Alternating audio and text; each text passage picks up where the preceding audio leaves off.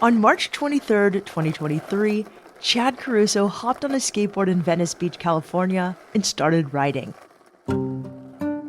His goal was to skate all the way across the country.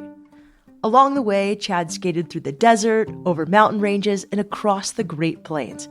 He pushed through rain, extreme heat, and strong headwinds. After 57 days, Chad arrived in Virginia Beach, Virginia, and set a Guinness World Record for the fastest crossing of America on a skateboard. It was kind of hard not to cry, skating up to the finish line. 25 years of just all the falling and pain and everyone telling me to quit skateboarding, and I dropped out of high school and not having a job. It felt like all of that culminating. Chad grew up on Long Island and has been skateboarding since he was 14 years old. He stuck with the sport through some major setbacks, including injury and addiction. It took blood, sweat, and tears for Chad to overcome these challenges and to get to the point where he could ride across the country. But it ended up being the most fulfilling adventure of his life. I'm Shelby Stanger, and this is Wild Ideas Worth Living, an REI Co-op Studios production presented by Capital One and the REI Co-op MasterCard. Chad Caruso, welcome to Wild Ideas Worth Living. I'm so excited to talk to a skateboarder. Thanks for having me on. A Guinness record-breaking skateboarder. So how did you get into skateboarding? And when you say, so there's lots of different types of skateboarding. What skateboarding do you prefer? Like street skating, going to a park, skating as a way of transport? Yeah, when I first started skating, it was only tricks, street skating, all that stuff. And I'd throw myself downstairs and be filming videos with my friends. So I did that for, 15, 20 years. Then I had an injury. I tore my ACL and PCL in my left knee. I was doing something very easy, just kind of warming up, fell awkwardly. And that kind of changed the whole trajectory of my life. I started drinking more and just going down more of a negative path. So what happened? It sounds like this was a little bit of a destructive period of your life. Yeah. Oh, yeah. I think it started because you get put on pain medication after a surgery normally, so that kind of hooked me into that world a little bit. And then, I just kept running it into the ground till I was 29. And then I got a DWI, got another one. I'm hurting the people around me and stuff, putting them in bad situations. That's when I knew I had to change. Thank you for sharing that. So what made you kind of get sober? What was that like? Was it skateboarding? Is that when you had your wild idea? Yeah, I had a wild idea then. So then the idea was I need to replace drinking with something exciting. So I was I'm going to bring back skating into my life and start a YouTube channel. And I just wanted to shift my life to doing positive things. So I'm going to put all the information I've ever learned skating online. And I just kept doing that for years just to stay sober and stay focused. And is this how you fund your life as well? Is this your full-time job? No. So when I first got sober, I made a choice to become a server, which I had never done either. But I just wanted the time to be able to skate during the day. So that was a whole nother struggle. No one wanted to hire me because I had no experience, a little rough around the edges still. So I started at 29 as a to-go person, just packing food in the boxes. Did that for a year and just slowly climbed my way up out of the hole. So let's talk about that. I know we're supposed to talk about skateboarding, but I'm curious. How did you get sober? Tell me about this. Well, I just tried to shift my perspective as everything was a learning experience. So instead of shying away from the pain and drowning it out with alcohol or drugs or whatever, I would face it and try to learn. So the uncomfortable feeling of talking in public at the restaurant, I tried to face that and embrace it, get better at speaking more clearly, cursing less. Just Italian New Yorker?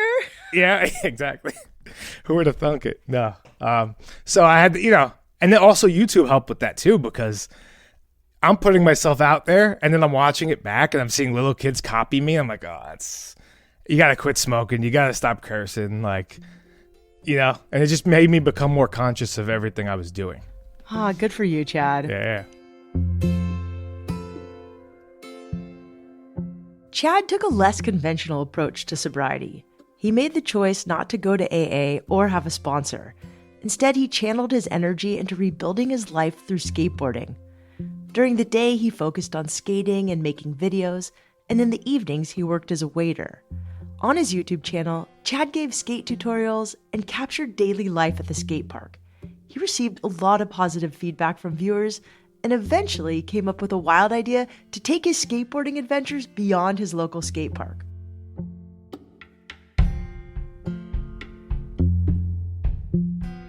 In 2019, I'm laying in bed, and my girlfriend at the time, I turned to her, I'm like, I think this is possible. I'm like, I think I can learn a new trick in every state in America, 50 days in a row, and I'll daily vlog the whole entire thing. Every single day, I'll upload it. People will be along with me. So that means I have to drive from 4 hours from Maine to New Hampshire, fly to Alaska day 49, Hawaii day 50. A couple months later, after a lot of planning, I went for it. What did that look like? I love this. So I was still, picture the guy that I described. I'm not far from that person. I still have no money. I saved a little bit to buy the car and then to take with me. This thing had already 230,000 miles on it. I'm just yeah, well, hopefully it'll work. We'll see. And I started the GoFundMe and I was like, I'm doing this no matter what. I don't care if I run out of money. I'm figuring it out.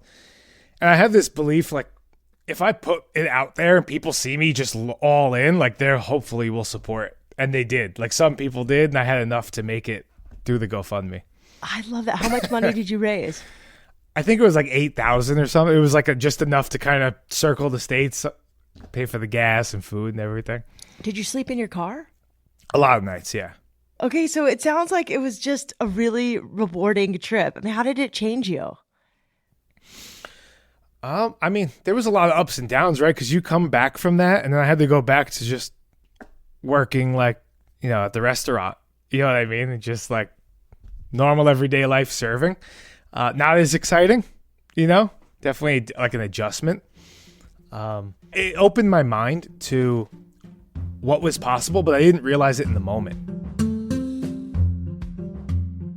On his trip through all 50 states, Chad kept things simple. He filmed each trick on his iPhone, edited the videos himself, and slept wherever he could, sometimes in a hotel, sometimes in his car. Once he finished his 50th trick in Hawaii, he finally took a few days to let the accomplishment soak in. The adventure proved to Chad that his skateboard could carry him further than he thought. So when did the wild idea to skate all the way across America and break a Guinness record come about? Let's see, maybe 2021-ish. I think it was a year or two even before I left. And it was the same type of thing as the last one. I turned to my girlfriend and I'm like, she sees that look in my eyes where I just lock in and don't talk about anything else. She saw me get that look. And yeah, I think that was a year out. So a year out, you turned to your girlfriend and you said, I want to skate across America and break a record. Yeah, and she thought I was insane. Was the wild idea to also at the same time break a Guinness record, or was it just to skate across America? So it really became exciting for me when I looked it up and saw that it hadn't really been done, cleanly, Guinness book measured on a skateboard. Most people use a longboard, for long distance trips. I wanted to do it on a skateboard, represent, skateboarders, and that's what I did my whole life, Let's describe really quickly the difference between a longboard and a skateboard, because some people might not know that. Okay, longboard, much bigger wheels, closer to the ground, so you're not bending your leg as much, so it's just much easier on your body to push, and you cover way more ground. But you wanted to do it on a traditional skateboard, which is short, has two what do you call those? Yeah, a nose and a tail. Yeah. It's a nose and a tail. So you can do tricks on both sides. Exactly. Oh, I did work for Vans back in the day. You'd think I never touched a skateboard in my life. Yeah. I wanted to do it on the thing I used my whole life, It's harder, obviously, but I don't know. You wouldn't tell, a tennis player to use a volleyball. Okay, so it took how long for Guinness to say, okay, you can go do this, and this is how you have to do it? Maybe it took a year or so in total. But you'd already planned your route. In that time, I was doing all the planning. So I'm just watching any videos I can find online of people that have biked it. I'm like, well, they can ride over dirt and I can't on a skateboard. So I got to find my own routes. So I go on Google Maps or Google Earth every day and literally street view across all of America. I didn't know if a skateboard could go up a mountain, so I'm looking at the grade, like a 14% grade. And, there's some pretty big climbs going through Palm Springs and going through the desert and all these things. I'm just like, can I skateboard through this? 120 miles of wilderness? And there's no frame of reference. So I just kind of had to. And New York, Long Island's pretty flat. So I had nowhere to really simulate. Yeah.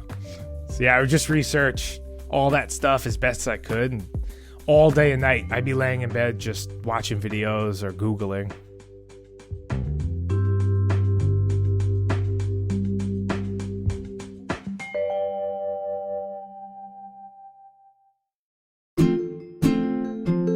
Want to earn rewards on sale items this holiday season?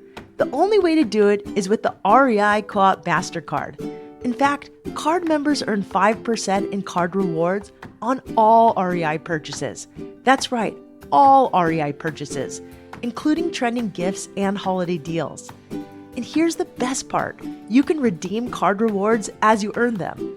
That means your rewards are available to use for your holiday gifting, including gifts you purchase for yourself. Personally, I'm hoping to snag a fleece from REI's new Campwell collection. Don't have the REI Co-op MasterCard?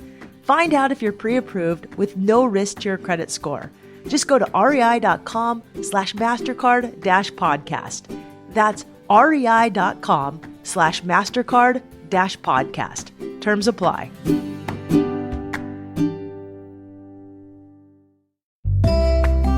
Hey everyone, I want to tell you about a podcast I think you're going to love. It's called Finding Mastery. Each week, you'll dive into the minds of the world's greatest athletes, leaders, thinkers, and doers with past Wild Ideas guest, Dr. Michael Gervais, a high-performance psychologist who's worked with Super Bowl-winning NFL teams, Fortune 50 CEOs, Olympic medalists, and extreme athletes exploring the edge of human potential.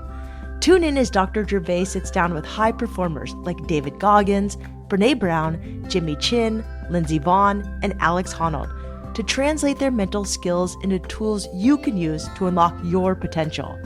If you're looking for a podcast to inspire you and provide actionable takeaways to become your very best self, I recommend you check out Finding Mastery, available wherever you listen to podcasts.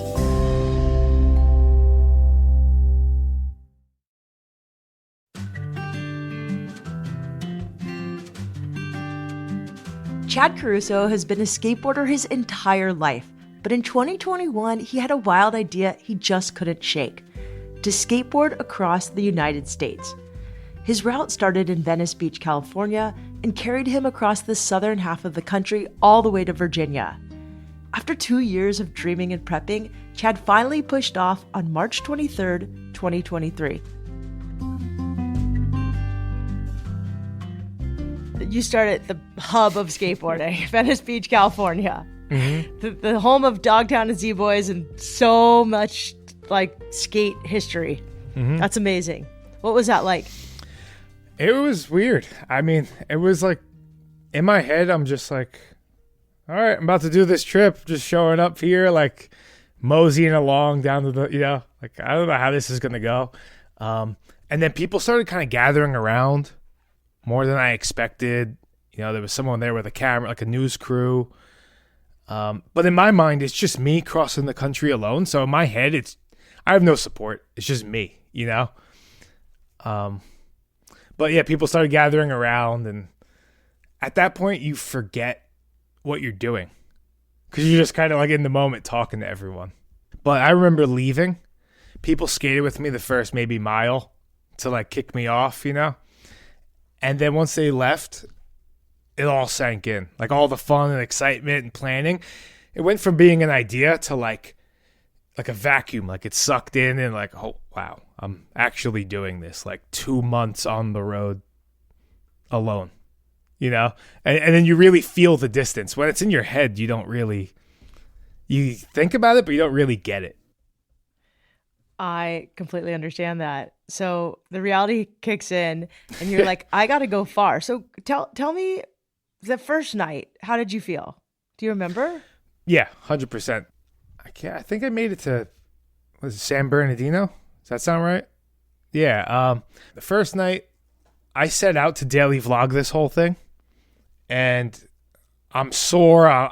You're working out all the kinks when you do something new, like right in the beginning. So it's rough around the edges. I'm getting sore. It's things you can't really account for, like traffic slowing you down and all different types of things. So I finish and I'm like, there's no way I could edit and upload a YouTube video today. Like, there's just no way. And then I even said it at the end of my video that I filmed. I was like, all right, we'll see, guys. Like, I don't know if I'm going to do it. We'll see. And I'm happy I did. I just finished one. And I was like, all right, let me just see how I feel tomorrow. So I stayed up all night long, got it out, and just started the next day. But yeah, I was destroyed. So day two, you hadn't even slept and you have to go from San Bernardino somewhere else. Yeah, I had to make it to pretty much right before Palm Springs, which was like one of the most intimidating parts of the whole trip that I sized up the whole time. I'm like, one, there was a road that was questionable if it was dirt or not. Two, there is a huge climb there. It's 14% grade. And then after that, you're skating through the desert, uphill all day long, and then there's 120 miles of wilderness. So I'm like, that's the point where I'm like, if I could do that, I probably could do this trip. Chad didn't have a support vehicle following him. Aside from a few meetups with a film crew, it was just him alone on the road with his skateboard. The whole way he wore a backpack, which held 3 liters of water, food, sunscreen, and a single change of clothes. The most important piece of equipment was his watch, which allowed him to log every mile an hour he spent on his skateboard. This data had to be submitted to Guinness as proof of his record. Did you average 50 miles a day? I did. At the end of it, I did 56 or so miles a day. I didn't take one break. The most I did was 80. I did that like 2 times in the trip. You must be in great shape. So besides actually skateboarding a long distance, what did you do to train? I mean, you're on your feet all day if you're a server. So that's like actually kind of good training. I did no other training. I just pushed. I would go down to this beach path, like a bike path down by the water, and push in the blazing sun with my backpack on, like simulating it. I'd do 60 miles and be like, okay, I could do 60 miles. And then I'd get home, shower, barely be able to walk, and then go to work and serve for like 6 hours. What was in this backpack that you were carrying? Not that much. It was 2 outfits, just like a shirt, Under Armour, pants, and the bare essentials, deodorant, toothbrush, skate tool, extra bearings, and that's kind of it. Okay, so Under Armour, you mean like your chonies, like your? No, just to guard myself from the sun. I thought like if an I have Under to Armour put long sleeve. Yeah, sorry. Okay, I don't even know what it's technically called. Yeah, but just something to guard my skin, because I just was like, I don't want to deal with putting on lotion every day. If it sweats off, I'm just gonna melt. What about a hat? Funny, I showed up about to skate across America, and someone's like, yo, the company Jackalope, who I ended up finishing at the festival in Virginia Beach, the owner was there, and he was like, yo, dude, you probably want a hat for this trip. I'm so thankful he gave me that hat. I'm sure he's thankful for you too, because you also gave him free marketing for your entire skate. That's true. Yeah, no, but I mean, I needed that hat. I didn't realize it. I was just going to be frying out in the sun the whole day. And I don't even have any eyebrows. I don't know if you could tell. So I'm already at a disadvantage in the sun. So you're 50 miles a day. What did you eat?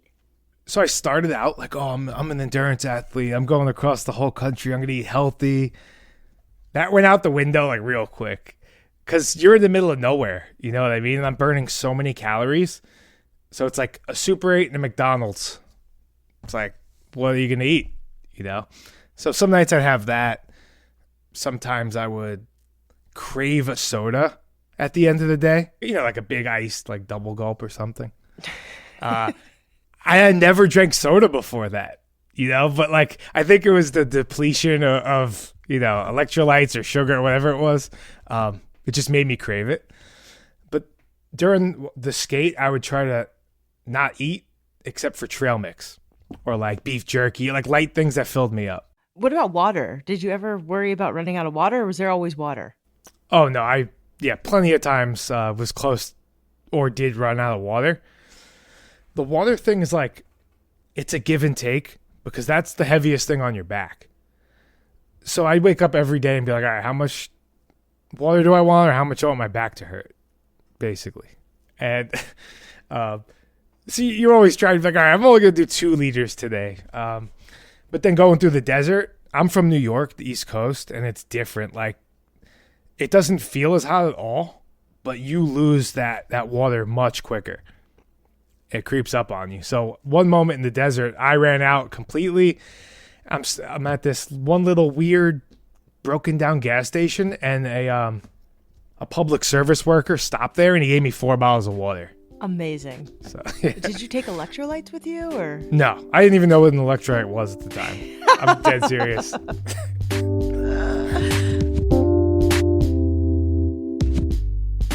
In the spirit of keeping things simple, Chad wore the same clothes every day. One outfit for the daytime and another that he'd change into while doing laundry at night.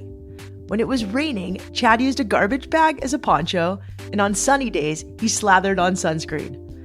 About halfway through the journey, he wore a hole through his shoes, but luckily, some viewers met up with him and gifted him a new pair.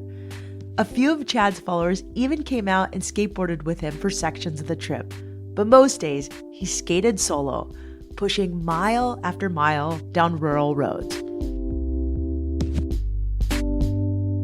I'm trying to figure out where you were. So if you went Palm Springs through the San Bernardino Mountains, did you go through like Idaho? Did you go through kind of where the Pacific Crest Trail goes? It's called the Sheephole Valley Wilderness. And it puts you into Arizona. I don't know much more than that. I know I called them beforehand asking like what animals I had to worry about. Like rattlesnakes? Yeah. They basically said snakes was like the main thing.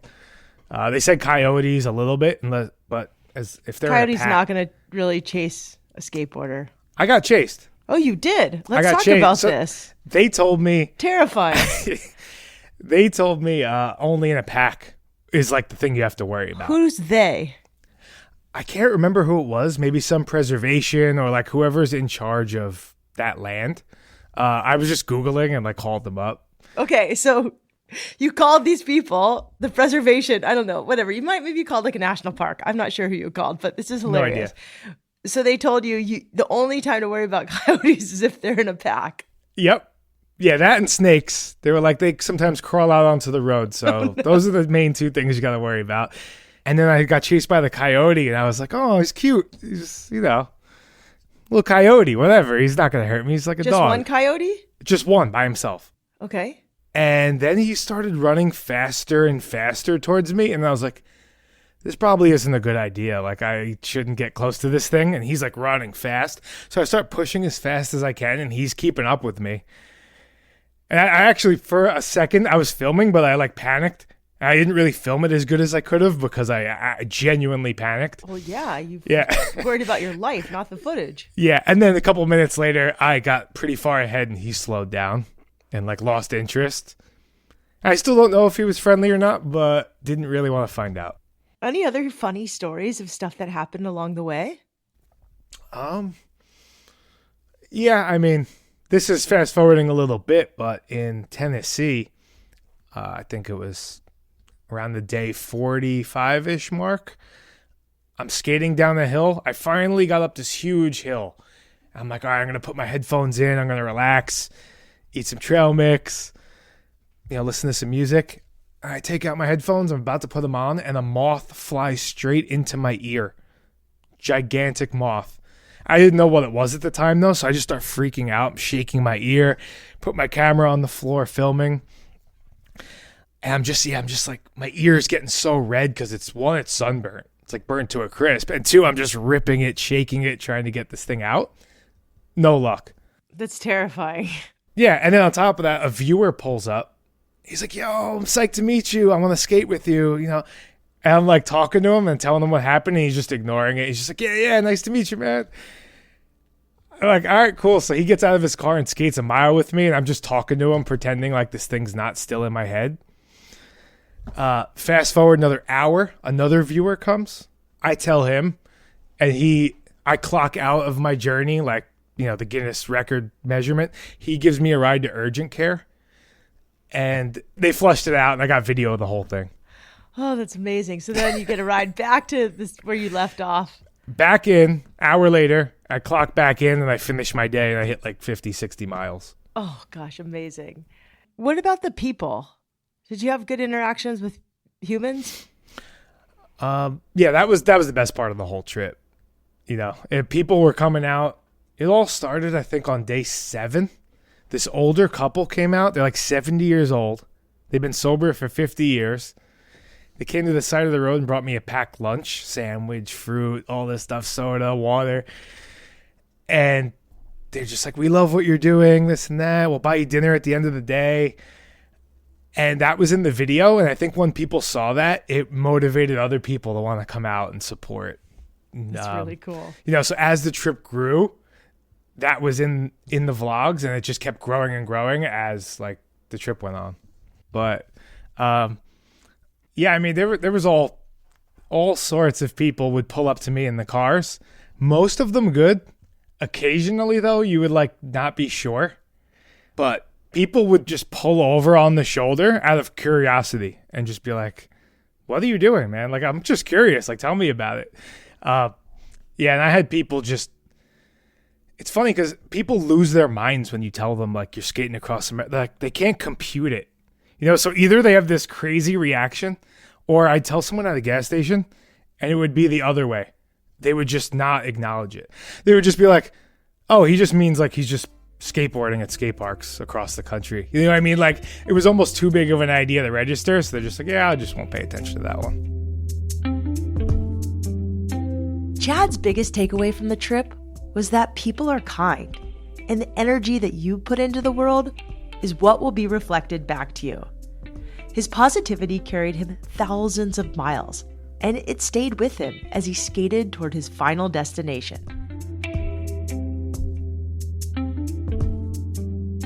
How did that feel when you finally got to Virginia Beach, which was less than 2 months after leaving Venice Beach? Yeah, it's so hard to describe it. It was the culmination of this 25-year path, it felt like, you know, and I'm skating up to the finish line.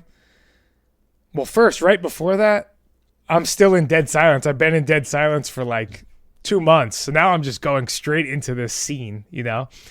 I'm skating up. Police are following with me. Police officers skating with me. How did you know that they were going to come? I didn't. Did your friends call?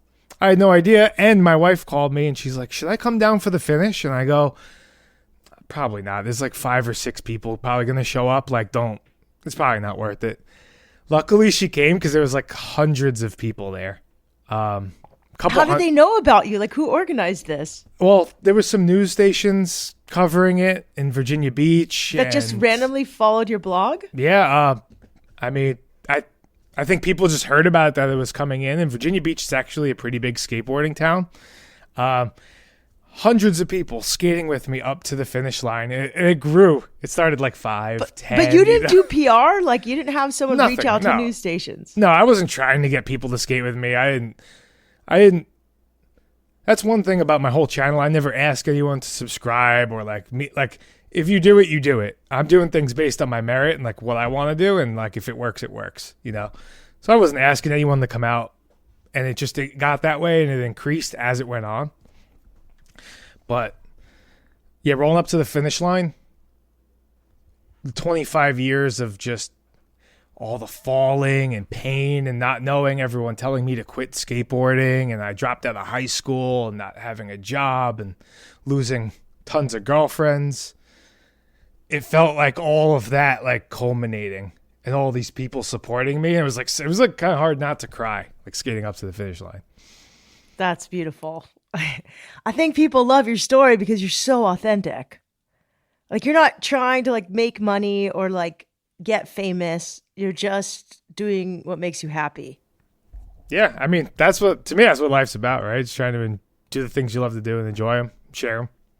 So at the end, there's all these people, and it's just, I'm sure, like such a whirlwind for you. It's crazy. I skate through a sign. They're holding up a huge banner that says like, congratulations, like welcome to Virginia Beach. I don't think I even broke it, but it like fell when I went through it. I'm skating through everyone. I walk onto the beach and they're like all following me. I'm just kind of walking to the water because I'm not much of a runner. I'm not like, yeah, I did this. I'm just like, yeah, well, that like, cool. But then they're all behind me. I'm like, I should probably run. This is taking way too long. So I just throw my backpack off, drop my board, and I just sprint into the ocean and front flip in. Oh, that's so cool. Yeah. Love it. Yeah, it was surreal. It was, honestly, I can't even, I'm trying to describe it, but it's tough to really put it to words.